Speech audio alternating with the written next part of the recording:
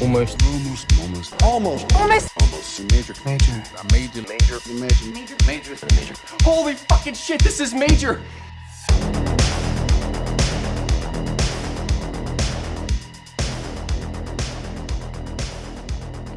Hello and welcome to another episode of Almost Major, where we talk about the many major studios and the films they released, and today we are talking about The Weight of Water from 2000. My name is Kevin Tudor. I'm here with Charlie Nash. Hello. And Bryden Doyle. Hello. And we have a super special guest, film writer Max Covill. How are you? I'm good, thank you. Yeah, like I was saying, we were talking about The Weight of Water from 2000. It wasn't released until 2002, but when it was released, I do believe this came out 3 weeks after her next movie, K-19, The Widowmaker. Wait, I thought this was like a November release and K-19 was a summer movie. They talk about that in like some of the interviews that like K-19 was released alongside Spider-Man and Men in Black 2. Did not make as much money as those two movies. Right. God. Yeah. But regardless, like the last half of the year, two of them pretty bombs. Weight of Water is a much bigger bomb, but For sure. 1-2 punch. And not released. Yeah, I was reading that like it premiered at TIFF and then they held it back 2 years because they didn't know what to do with it. Yeah, and like in that time, like I think she made Weight of Water first because like when she wanted to make K-19 like all the way back in 1996, but then like she wasn't able to make it because I think U-571 went into production and that was like another movie. So she made Weight of Water instead because she'd read that manuscript while she was making the manuscript of the book while she was making Strange Days, and then Weight of Water plays at TIFF, gets shelved, and then she makes K-19, I think, in that time, and then both come out in the same year. I think that's what happens. Very confusing, but yeah. yeah, I read there's like National Geographic was like, "Hey Bigelow, you want $100 million to make a boat movie?" And she was like, "I guess." Weight of Water premiered at TIFF, like we were saying, September 2000, opened limited over 2 years later on 27 theaters on November 1st, 2002. It was a budget of $16 million. Opening weekend it made $45,000, domestic gross of $109,000, and overall gross of $321,000. That is so sad. Yeah, it's pretty bad. That's Black Hat numbers right there. Top 5 films that weekend: The Santa Claus 2, The Ring, I Spy, Jackass the Movie, and Ghost Ship. Anybody remember Ghost Ship? I've seen the opening of it. That's all you need. Yeah. And then I read the Wikipedia where all the actors were like, yeah, they filmed this like it was a drama. We didn't know we were making a horror movie until it came out. And I was like, that's weird. Okay. What? Yeah. I mean, wasn't it by the person who did 13 Ghosts? Yeah, he's a big fan of making movies with ghosts in the title. Yeah, and clearly 13 Ghosts was a drama. I haven't seen that movie, but I You haven't seen it? Yeah, no. I have You gotta not watch that seen garbage. Come on, man. No, but I did see The Ring because that was like the first yeah. venture into horror I had as a child, and it fucking traumatized me.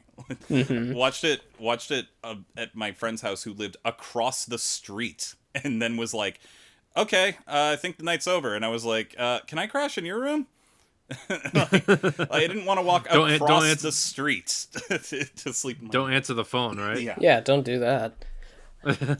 I do love how the top trivia fact on Ghost Ship on IMDb is in 2016, the media website Coming Soon named the film's opening scene one of the greatest in horror film history. That's the top. Okay. I'm trying to find it, but yeah, it was like one of the actors or numerous of the actors. One of the actors said in an interview that the movie had originally been written as a psychological thriller about how it happens when you have too much of something, money, greed, and these people just start going crazy, which is why she agreed to do it. Then she got off the plane in Australia and the script had totally changed. She said, suddenly I was in a really awful horror movie and it was shocking, but it was too late to back out. Yeah, then did they see the poster, which has like a skull on the boat, on the front of the boat, and the tagline is "See Evil," S-E-A. Yeah.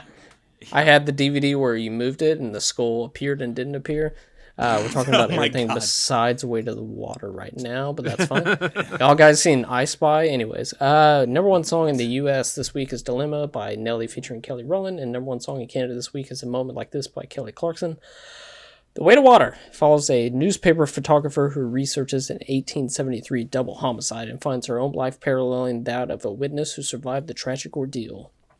I do not see the parallel. Very but... white parallel. Like the book Yeah. of Kathryn Bigelow interviews that I was reading that was like edited by Peter Keogh. Like it basically just says like, oh well, it's like parallel because like they both have unhappy marriages. I'm like, yeah, but the stakes aren't nearly as high. I don't think. Like there's no like No. background of like incest and there's no murder like it comes out of it. And it's There's like, murder in this one, and we paralleled with a kind of bad storm. There's no queer longing or like awakening at least. Like it's just it's very strange. I mean, the key to it was sort of the movie in a nutshell with like the present day storyline, at least, and what's lacking in there is there's an interview that Joanna Schneller wrote for Premiere Magazine. We're talking about like the making of Weight of Water and how like Josh Lucas during like the rainstorm scene. It says like Josh Lucas says, Kathryn told me to touch Kathryn McCormick's face. She said, keep touching her face because you need to connect with her. I was like, the boat's about to fall over. I'm trying to revive her. That's the last thing in the world I would do. Which shows you just like how like, there was no real like idea of what the background was like in these characters' relationships and why they're so lacking in chemistry. It's a problem. But yeah, because I think like you're supposed to think like there's like the brothers going like something is like they've always been at each other's back, and then like in the past the sisters are always at each other's backs, and there's like supposed to be again some kind of parallel thing going on, and that's just not the case. Yeah, like it's just Josh Lucas seems to think Sean Penn's just kind of an asshole. And that's really it. And like most of the time, he is. Oh, He yeah, is, to be yeah. fair. but like Josh Lucas is often like just I feel like his recurring line throughout the movie is him just like popping up into scenes being like, oh, what's happening? What's up? And then just like sort of being off, like not really knowing what's going on. It's like not a lot of dramatic thrust there, I must say. But, yeah. I like the fact that he was in shorts most of the time. But that's about it. Is he supposed to be like having an affair with the lead woman too, or like because like I know she's a photographer, but she takes like a lot of like pictures of him, like specialty like jumping, and I'm just like they're brothers and sisters-in-law, right? Yes. Yeah. Well, but Kirby's the new girlfriend, right? She's not like Yes. very Yeah. Lucas. Yeah. Didn't know that she was there, or that they were dating or whatever. But yeah, I hate to bring this up, but did anyone else think of House of the Dead during the intro where it introduces all of them? Oh, I did. Yeah, because I was like, oh no, like obviously it's so much better, but yeah, when they're doing they that whole they thing. also just drop that. Like Yeah. it's like her narrating and freeze framing and telling them all about it, and then like 5 minutes, it's like a few minutes, and then they never do that again. Yeah. Not to get too far ahead. I know that's just a few opening minutes, but I couldn't help but be like, oh god, I can't believe I'm watching a Kathryn Bigelow film and thinking about a Uwe Ball film we covered like over a year ago. God damn it. Weight of Water, House of the Dead. Great double feature. Where am I at? Directed by Kathryn Bigelow prior to this. Near Dark in 1987. Point Break in 1991. And Strange Days in 1995. In the same year, K-19, The Widowmaker. And after this, The Hurt Locker in 2008. And Zero Dark 30 in 2012.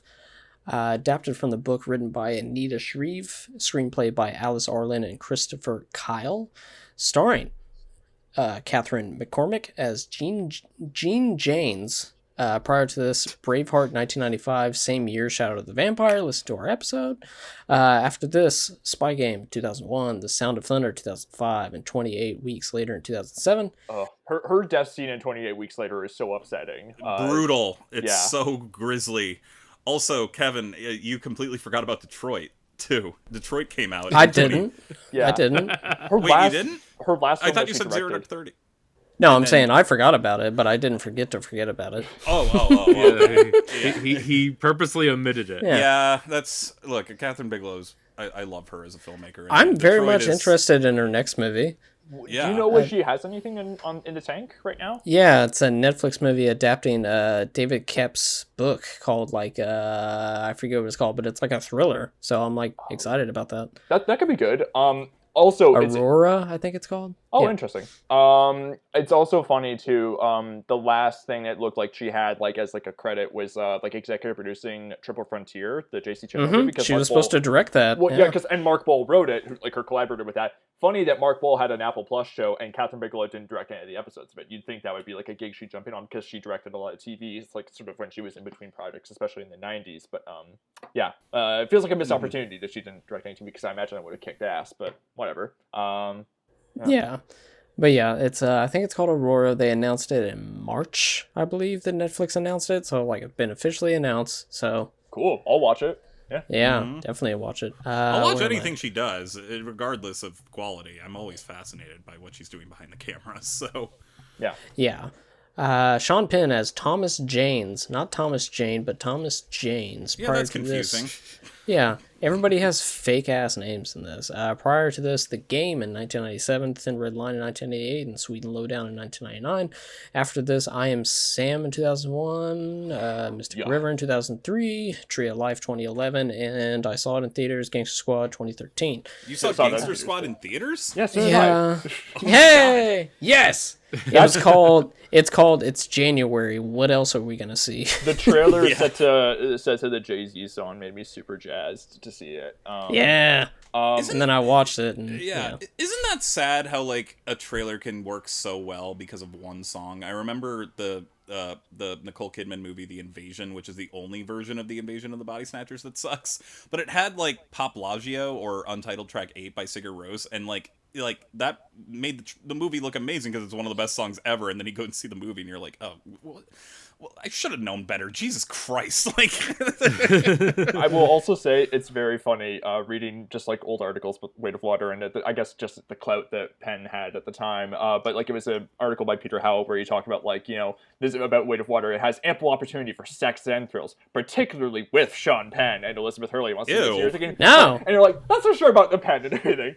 No, like, But, yeah. I mean, I know I was texting you all last night being like, oh, Elizabeth Hurley's a weird choice to be in this movie, but like, when it comes down to it, like, everybody in this movie's sexy except Sean Penn.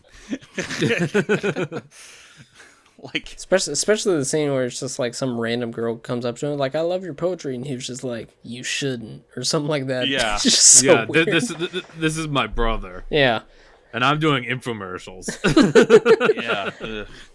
yeah. Sarah Polley as Marin Huntved. Prior to this, White Lies in 1998, where she becomes a neo-Nazi. Why don't you check that out? I What? put it on YouTube. Yes. I have never heard of this. Yes, I put it on YouTube.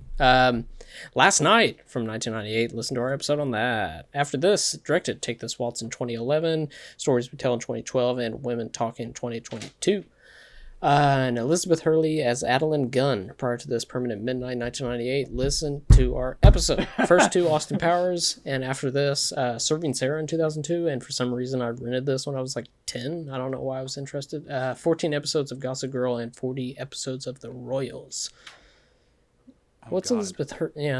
Yeah. I completely forgot she was in Permanent Midnight, and I'm on mic talking about that movie from a time gone past. Like, I completely forgot that she was in that. And then we also have Josh Lucas, who's also in American Psycho, and we're going to be talking about him again when we do Wonderland, which is also a Lionsgate. Oh, yeah. Oh, yeah. That. I've seen it. It's okay. Yeah. Yeah. Okay. Is that done by anybody of note? James Cox, who did Highway and Straight A's with your man Ryan Philippe. Sorry, actually, I probably shouldn't say your man because Philippe sucks. But Yeah. My cinematic man. How about that? there we go. Yeah. They really tried to make Josh Lucas into like a leading man, but with the worst movies, and I kind of like that he's gone back to the indie scene because I do think he can be a really good character actor. He's best when he plays scumbags. Like, Yes, exactly, like The Mend or. Oh, he's so good at that. Yeah. Yeah, he's great in that. Yeah. I just can't. If I think of him, one, he has that very specific douchey voice that he uses, especially in American Psycho, where he's like, we're only here because Bateman won't give the maitre d' head at the start. Oh, God, yeah. Jesus. Trivia. This movie does not exist online. I cannot find any interviews online or any retrospectives or anything whatsoever, but Bryden thankfully has a book of Bigelow interviews, but she barely talks about it. But what did you learn? Yeah. So like, it seemed like, I mean, the thing that I think I talked about either like just a few minutes ago or like before we got on mic was like how it seems like she really was drawn to like the 1873 storyline, which is based on like a real case, like, with like real names and everything. Now I think like, having Polly be like the portrayed as the actual killer, like her character, I think that's like the movie's interpretation of it, like just as a theory. But yeah, no, like Bigelow talked about how like her mom's side of the family was like Norwegian immigrants and everything, and she grew up hearing stories about them like coming to America, and like how that was like something that really touched her, and how her mom passed away around the time that she read the manuscript for the book. So like that's like the stuff that has like the most, and that makes sense that like that has like the most narrative momentum in the movie. And it's like, why would, and especially given that the movie ends with like, you know, title cards about the murders, it's like, well, one, I don't think you need to recap the entire movie because I just saw the entire movie. You're just telling me things I already know. And also, why was the whole movie not just about this? Yeah.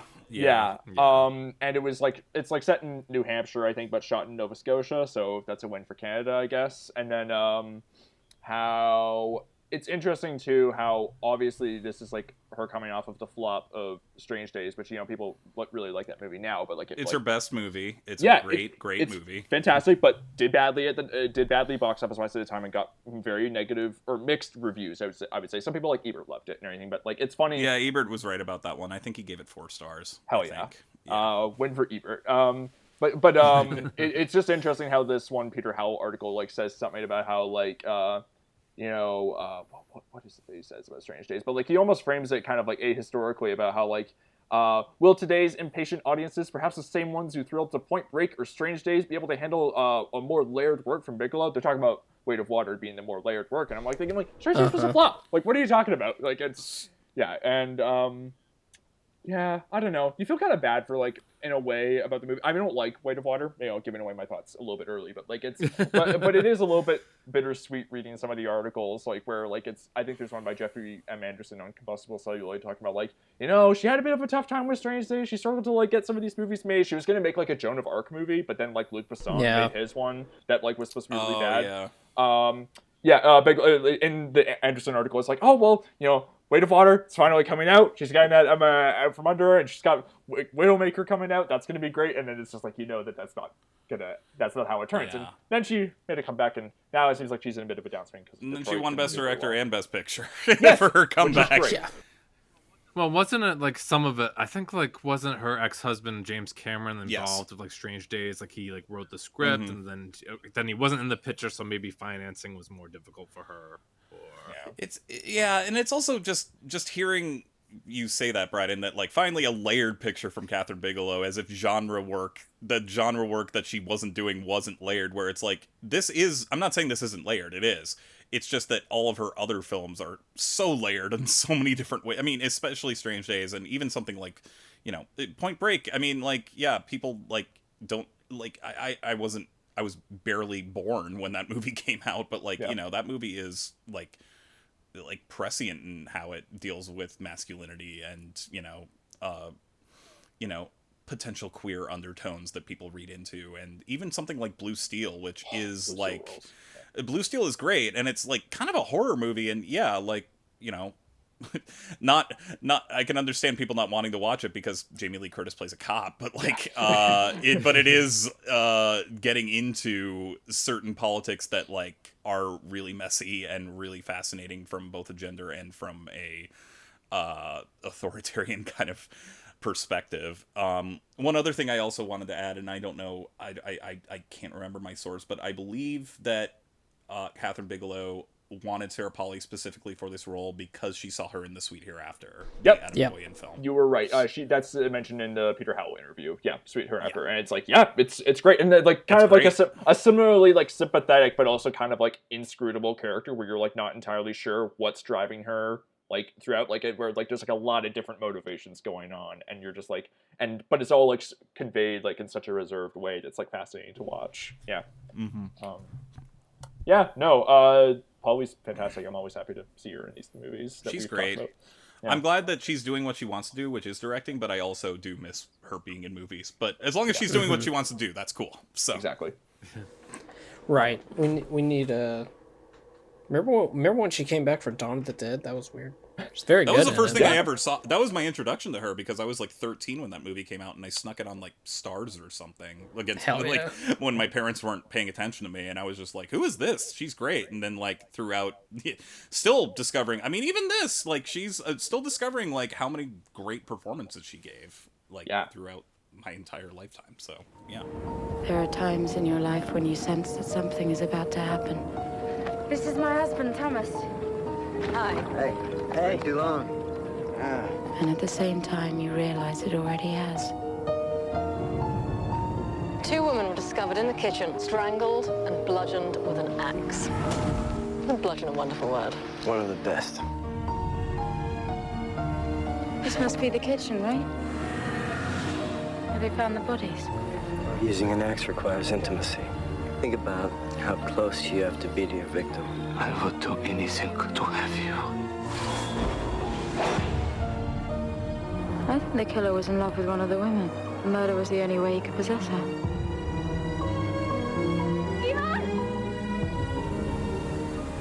Love is never as ferocious as when you think it's going to leave you. I like that. Thomas!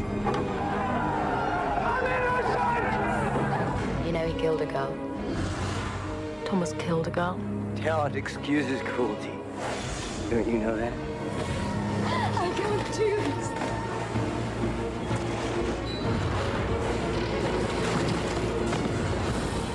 What's going on? I probably read too much into things. Hold me, please. Give it to the house. Though they sink through the sea, they shall rise again. The Weight of Water. Yeah. Initial thoughts. Bryden, why don't you go first? Yeah, so, like, this is one of those movies that, like, you know, even though I like a lot of Kathryn Bigelow's other movies, I kind of, like, had before we even decided to do the Lionsgate miniseries, I was just kind of like, I don't think I need to see this one. You know, like, Blank Check, the podcast they did, their Kathryn Bigelow miniseries, and I was like, I'll just listen to the episode. I don't know if I need to see this movie, because no one really seems to have reclaimed this movie. Even, like, there were people who liked this movie at the time, including, as I was joking, a critic whose last name was Axemaker, which I thought was very funny, considering the subject matter. But, like, yeah, this one does not really have much of a reputation. Even, like, stuff like K-19, The Widowmaker, which also was a flop and everything, that some people have come around on that one. Not so much with Weight of Water. But, you know, when I watched it, I was when we said we were doing Lionsgate, I was like, all right, I'll strap in for this, rent it from my library, we'll see what happens. And I do think there's at least half of a good movie in here with just the 1873 storyline. I feel like that's the one that has, like, the most narrative momentum, the greatest sense of tension with, like, all, like, the, you know, the different conflicting relationships, where it's like Sarah Polly hiding an incestuous relationship and also being jealous of, like, this new wife, and also being trapped in a marriage that makes you very sympathetic to her, you know, because, like, the husband doesn't seem to treat her very well. And, you know, how, like, there is, like, this very potent critique of misogyny and everything, where it's like her being trapped in these but, like, sort of being, you know, ostracized, you know, for, like, what's the word now? You know, it's interesting how, like, she's like trying to, like, get herself out of these situations that she feels trapped in, and then, like, you know, all controlled by men and everything, and being blamed for it and everything. Where, like, it seems like, you know, the brother is the one who instigates the incestuous relationship when you see him, like, embracing her in, like, the bed and everything, and it's like, but she's the one who gets blamed for it, and he gets away scot-free by, like, going to marry someone else and everything. And then when she tries to, like, you know, do the right thing at the end, and they're just like, well, she's just a crazy woman. What does she know, or whatever? So it's like, I think the movie is very cutting in that regard, and, like, there is, like, a real emotional and, like, political core to it that is, like, very easy to latch onto. And also, like, there's the greatest sense of style. I mean, like, you know, with, like, those, like, flashbacks and everything, with all those, like, wacky, like, superimpositions. Wacky's the wrong word, but, like, superimposing, like, the upside down. Wacky. Yeah, it's a little wacky. Of, like, superimposing, like, the upside down image of, like, the house onto, like, the right side image of the house, and then, like, having, like, almost like it almost reminded me of Strange Days, when, like, you get briefly the first person POV of, like, her, like, charging towards her sister, the killer charging towards her sister, and, like, you know, grabbing her by the hair. It does give you that sort of, like, uncomfortable subjectivity that is really bracing, I think, in those moments.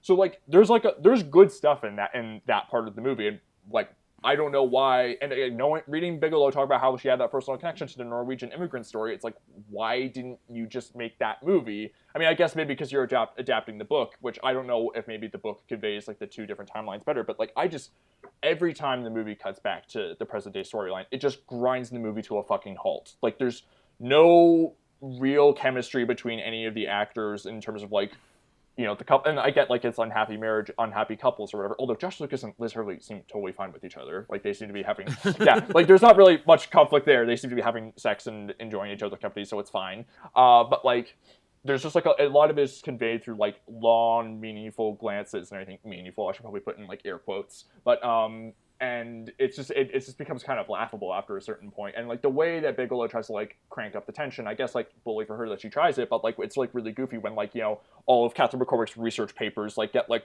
blown about by a windstorm, and like there's like multiple frenetic cuts as like people are like leaping and dodging the you know, like trying to catch like the papers and everything, and it's just it feels like really silly. And you know, it's interesting that I thought about this while watching the movie when they were playing the sticks game. That's like, I thought like that's a similar there's a similar scene in Roman Polanski's Knife in the Water, which is also set in a boat and deals with like sort of troubled couples and interlopers and stuff. And you know, that's like referenced in the Bigelow book that Keogh edited. And look, say what you, I mean, obviously understand if you don't want to watch Knife in the Water, but I understand why you don't want to watch Weight of the Water either. Yeah, there are reasons for both. But like Knife in the Water, there is like that's a movie where like there is a sense of history and like the couple tension and everything, and like this, the sound design and all that stuff and the interactions. There is like a genuine sense of like unease in how all those interactions, whether they're flirtatious or like, you know, people like sort of trying to one up each other. There, you do get a sense of like there being the possibility of like something really major happening. Whereas in this, like it doesn't feel like it's building towards anything. And then like, you know, the windstorm, when the movie's like cutting between the windstorm and like the axe murders in the different timelines, other than like rhythmically matching and everything, where like a person being thrown about by a wave will like cut into like a person being knocked over by a chair or whatever, you know, it's like, okay, that's like slick on a rhythmic level, but like I don't really think the thematic parallels are tenuous at best. And pacing wise, it just like it takes me out of the movie where like I want to know what happens in like the axe murder story and everything, but I don't care at all about like what's happening with the present day storyline. And like, look, the actors try, I guess, like, but like I don't really feel like there's any character to speak of with like Kathryn McCormick, Sean Penn, Josh Lucas, or Liz Hurley, to be honest. And I don't know, it just really it's a real anchor on the movie in like the worst way. Let's see how many water or boat themed puns I can yeah. work into. Would you like to say they are afloat? Yeah, but they're lost at sea. Adrift. Yeah. Drift. Yeah. Yeah, that's a better one. Yeah. This movie never sets its sails on the right direction. Yeah, there you go. So that's my initial thoughts. I'd like to hear others because there might be some dissenting opinions here. Yeah, this is a pretty big bore for me. Pretty much going to copy a lot that Bryden said. The two storylines never really work together. The boat modern day storyline feels pointless, and every time you go back and forth of it, it feels more pointless. Meanwhile, the other storyline with Sarah Polley felt like it had a little bit of something, mainly because Sarah Polley couldn't mail in a performance if she tried. She's great. They also, for me, never make sense why they were taking up space in the movie. The boat storyline, especially, like why it was going back and forth. I tried to find ways that they were parallel or ways of saying that, like, you know, nothing has changed in 150 years or whatever, but that never really was shown to me. I feel hearing Bigelow talk about how the book spoke to her and her family and whatnot, it's just like, maybe you should have took that part of the book and then just researched more on the real life stuff and then just made a docudrama about that. But yeah, and the more that it went back to the boat storyline and then went back to Sarah Polley, the less I cared about the Sarah Polley stuff, because I was just already being dumped on by the boat storyline. But yeah, it truly bored me throughout, even though I felt Polley's storyline was the strongest of the two. It keeps going back and forth, and then I just stopped caring. So, and then the end of it is just a real... I don't know. It's just like, this has been pretty boring. What if there's a storm? And then like, then Kathryn McCormick is like, kind of doesn't help Elizabeth Hurley, and that's kind of it. It's like, okay, there's not much is being reached here, folks. But yeah. Yeah, and like Hurley, her character says like, I came to this trip because I wanted to meet you, and I'm thinking like, is she like some kind of like deranged fan or whatever? Is that where the movie's going? But then like, I don't know, like I don't know what her character's deal is. And then like there's all these other like toss off things about like how their child is sick. Sean Penn killed someone in a car accident when he was a teenager. It's just like all these fucking details that just like feel superfluous when they shouldn't be. It's the Elizabeth Hurley character in particular feels like a femme fatale like setup that just never pays off. Yeah. Well, you mentioned the murder, and like they look at like Elizabeth Hurley's character and she's wearing like the same cross necklace or something. Like maybe she's supposed to be like the haunted ghost of that past girl, and that's why Sean Penn's fate ultimately befalls him, like a payback. Yeah. I guess. It's a lot of guessing because about 45 minutes into it, I was like, this whole movie is just like, I was just like, Sean Penn, just have sex with her, get this over with, I'm tired of watching y'all two. But yeah, Max, as our guest, your initial thoughts on The Weight of Water. Yeah, so I also felt that the past material was the strongest, and um I feel like maybe outside of even the book, maybe she was pigeonholed to like Bigelow, that is, to like do a current day stuff, to have like the big name Sean Penn attached to the movie in order to get made, like more of the financial worries of trying to get a period piece like this made. But as far as like the early stuff with Sarah Pauli's character, yeah, I thought that was really strong. I mean, like you see her like live kind of disappointing life, right? She just lives to take care of her house, and there's a moment later where she mentions that she's happy with her dog and then her husband second. Okay, I'm sorry, but look at that dog. I'm sorry, that is like that was one of the cutest puppies I've ever seen. Yeah, like Jesus ridiculous. Christ. I was like, I didn't even know they had cute puppies in the 1800s. Jesus Christ.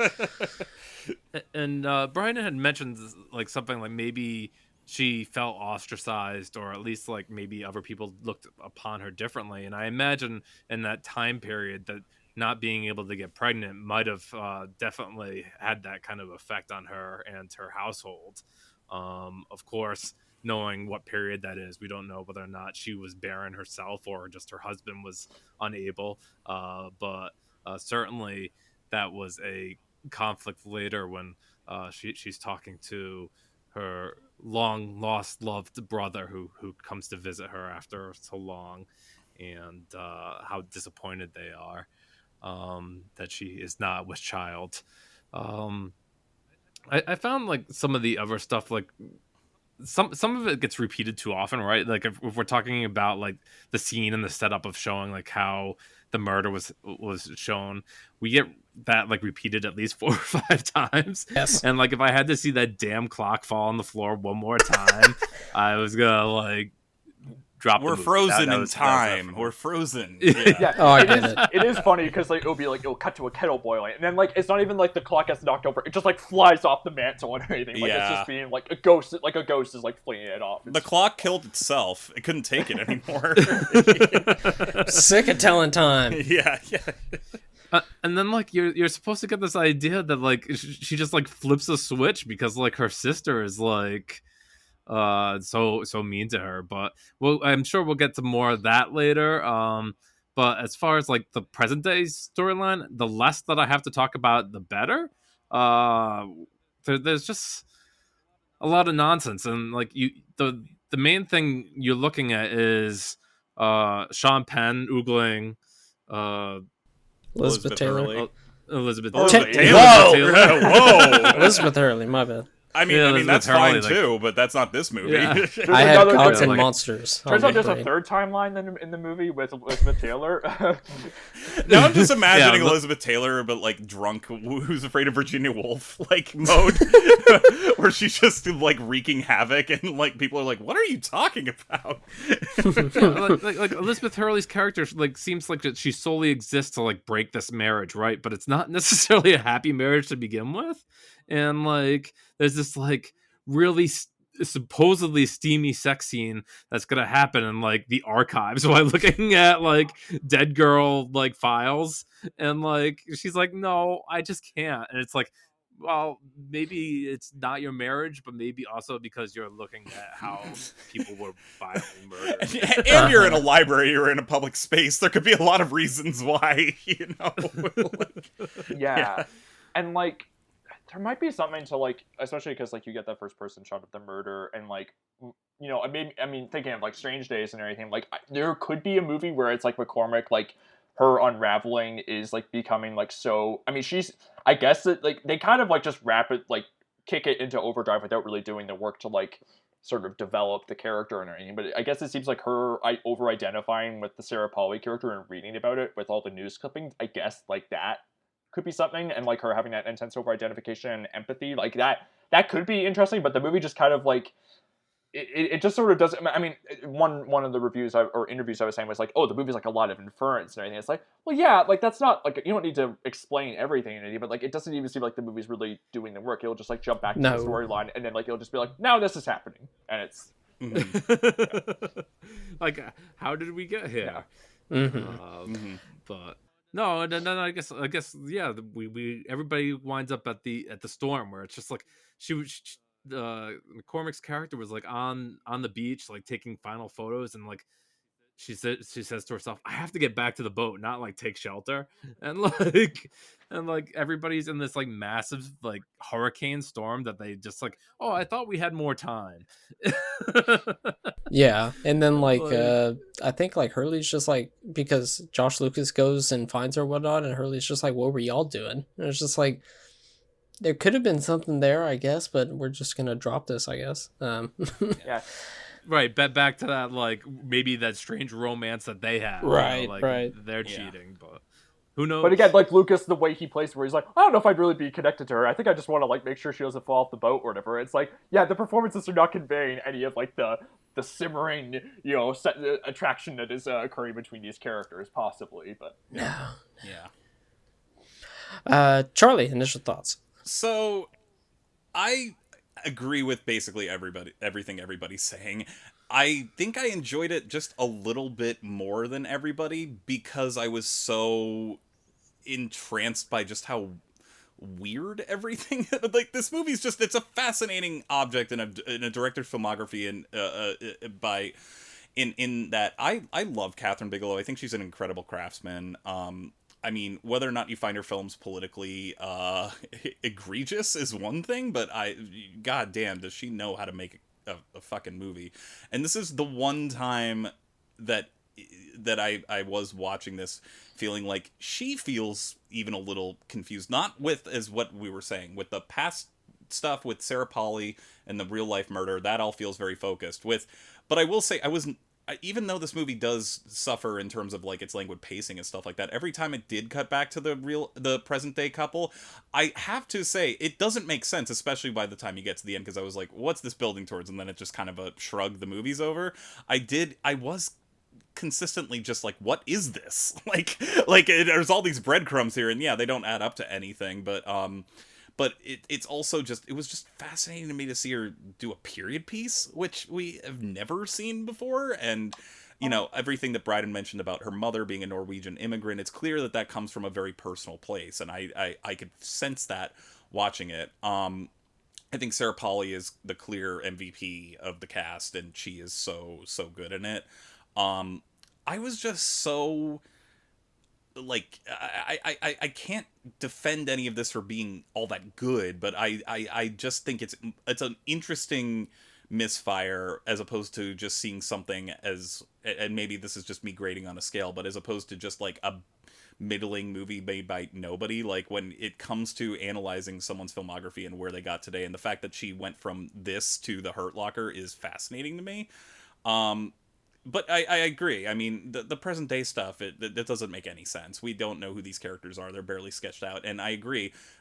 Why didn't you just adapt that part of the book? Maybe it was a fear of, you know, people who read the book, even though I don't know anyone who's read the book, being like, this is insane. like why didn't you include this? And you're missing the whole point. A best-selling book in like some of the interviews. I'm like, if you say so, like maybe yeah, it was. So yeah. I don't want to be too glib. I mean, people don't know what I'm talking about with this movie, which I feel like is like even like bigger than the book, just simply because it has Kathryn Bigelow's name slapped on it. But what do I know? I wasn't around back then when the book was big.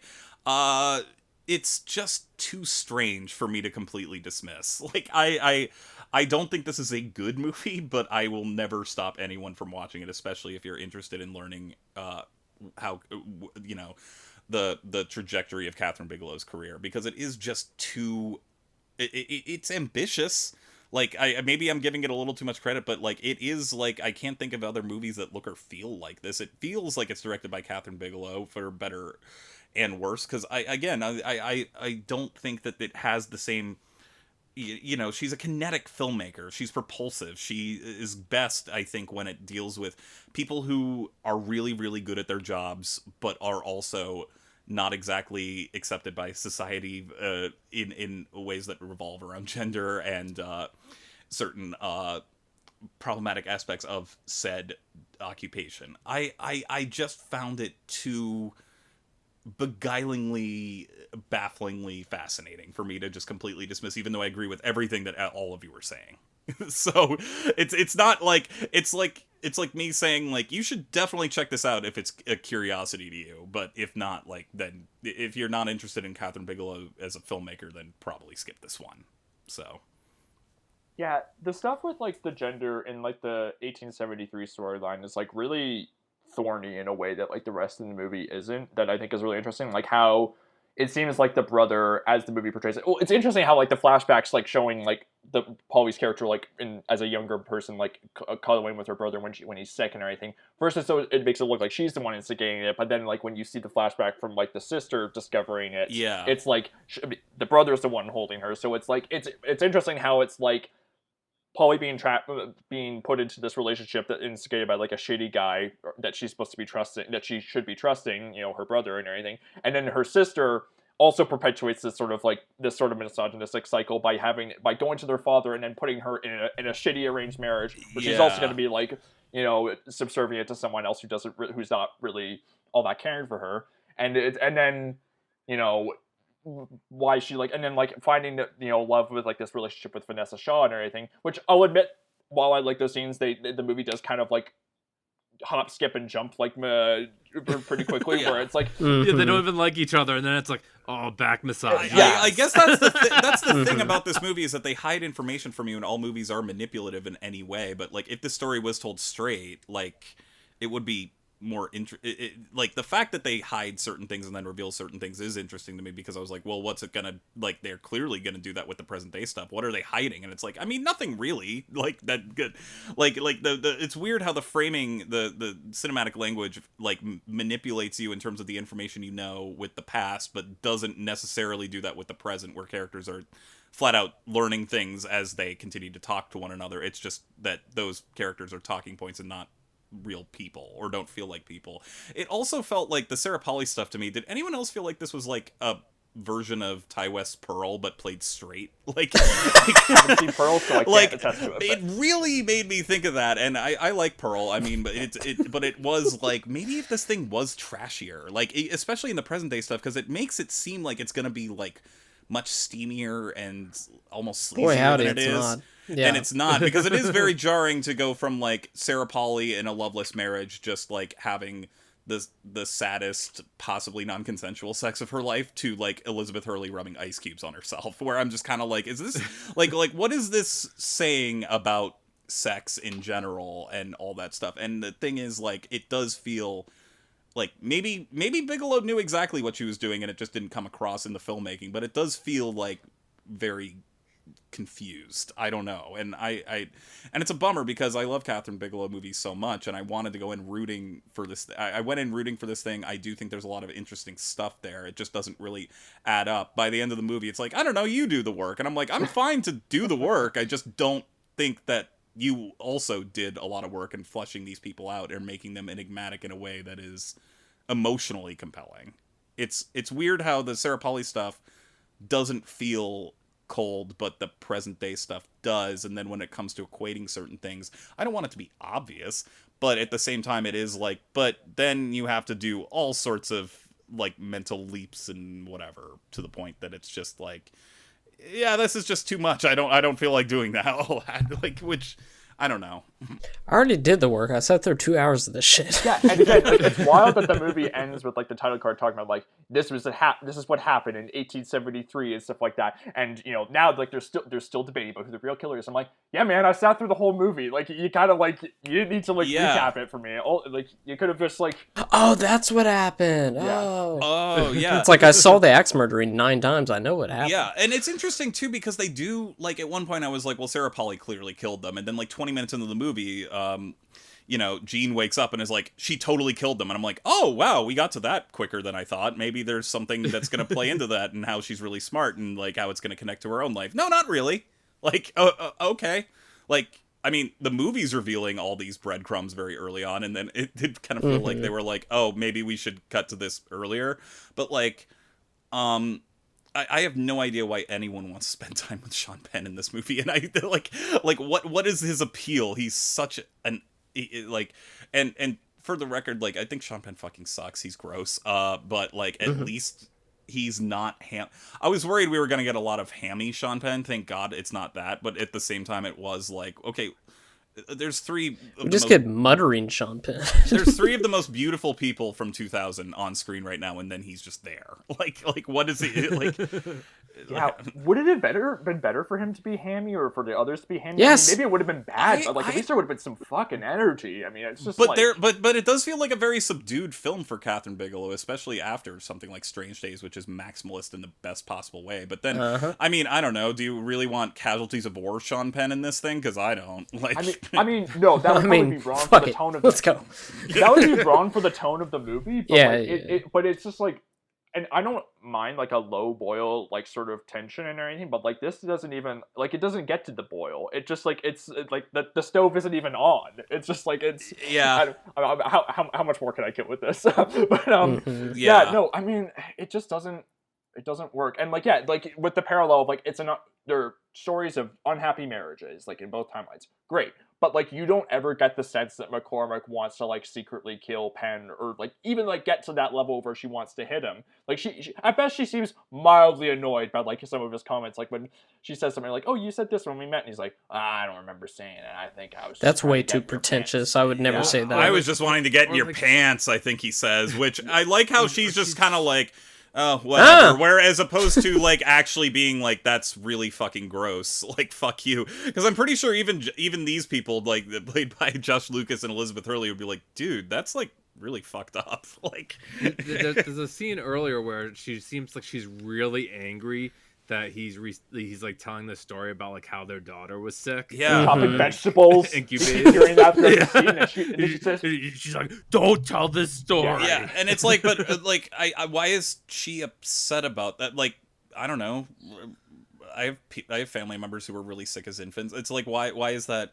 Yeah, and the whole thing about him killing someone, it doesn't make any sense. And then the character's actions in the storm don't even make any sense. Like, Elizabeth Hurley goes on board to puke, and I'm like, but you've been spending like days on this boat. Don't you have like a bathroom down there or something where you already were? Yeah, I didn't understand that. I was just like, none of the characters in the present day make any sense, where all the characters in the past make absolute sense. Even Kieran Hines, who's a fucking pig, it is like, no, I totally believe that people will be that disgusting, because people are that disgusting now, but like the psychology of these characters is just so muddled, and then it's ultimately a connect the dots thing where it's like, I don't know, like it's like a crossword puzzle, like where they just forgot a few words and they were just like, good enough, like you know, like and like again, like there's like it's murky in the way of like how much you identify with the Polly character in it, because like you do feel for her being trapped in this relationship when like you're just like sort of zooming in on her face when she's like in the middle of these like very unpleasant encounters with her husband and everything,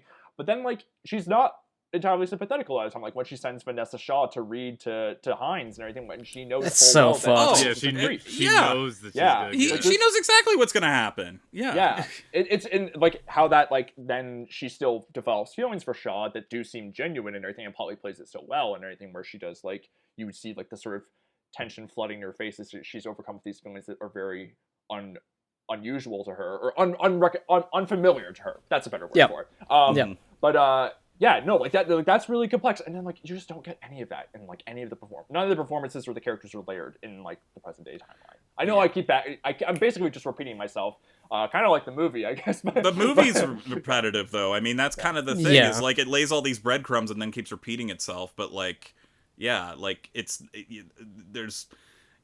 I was more compelled being like, and where is this going to build up to? Okay, there's a storm. Okay, this and that, and then it was just like, oh, the movie's over, and one storyline, it is kind of one of those like, well, if subplots complete, what about the other one? Is it good enough?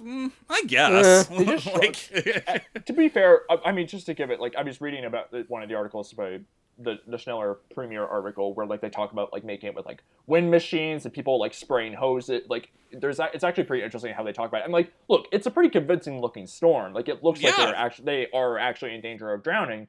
But like just because like of like, but like it's not exciting to watch because you're just like, one is taken away from the tension of the other story, like by like, you know, taking up screen time, and also it's just like I don't know.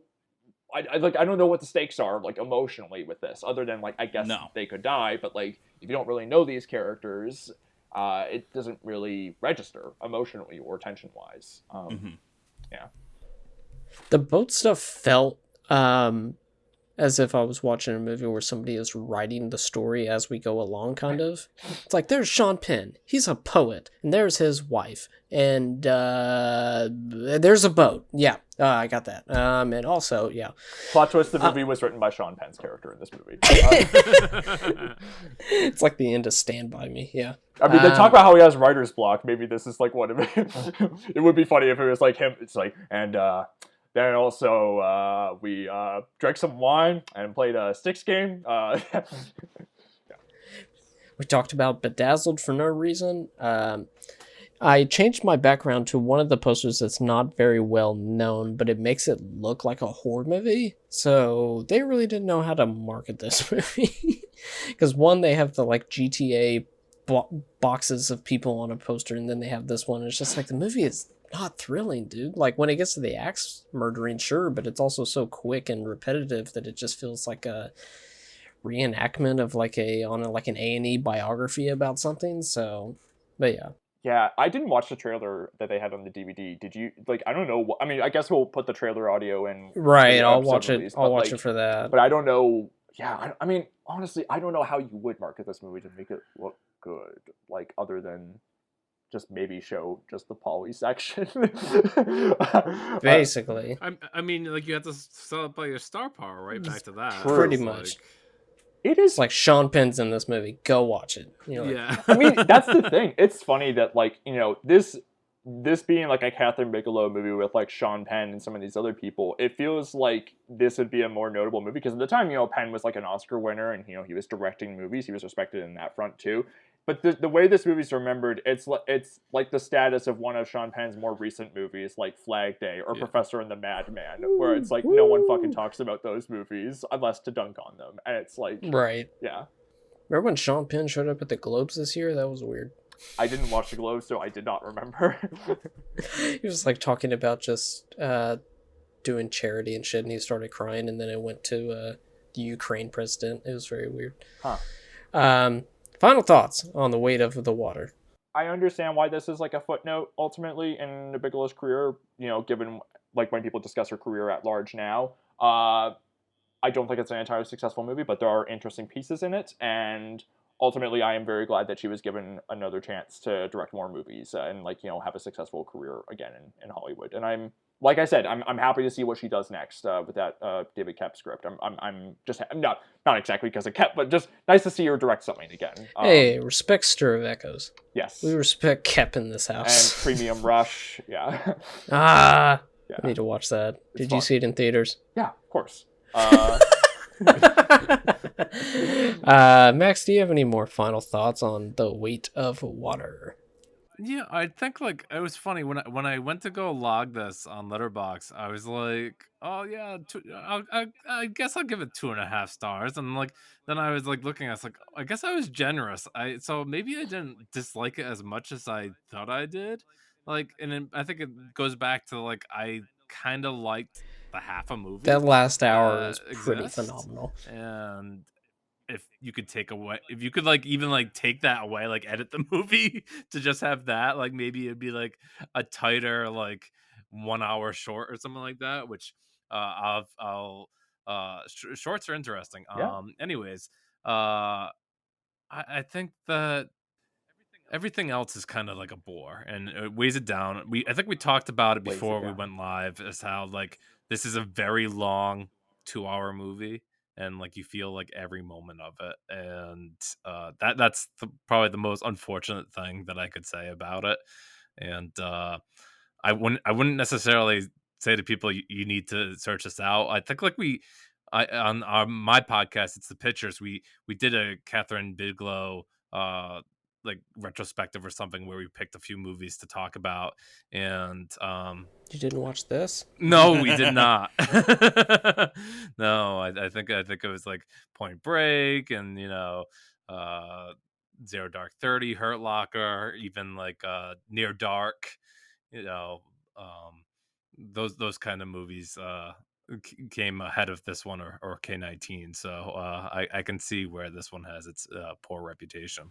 I still think Zero Dark 30 is like such.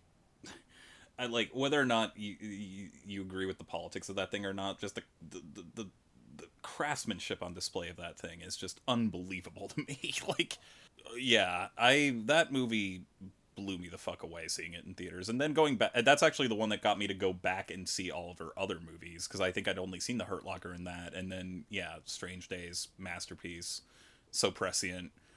Point Break, it's just, I don't know. It was from the opening credits alone of this thing. It was like, oh, is this her version of the piano or something? And it like, well, half of it is.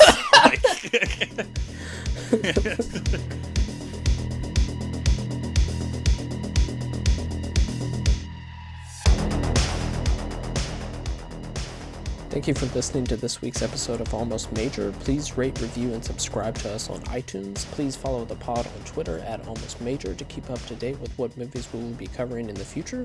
Myself, I can be found on Twitter and Letterboxd at KevBonesy. Bryden can be found on Twitter at Bryden Doyle and on Letterboxd at JDoyle. Charlie can be found on Twitter and Letterboxd at CTNash91. Once again, thank you for listening.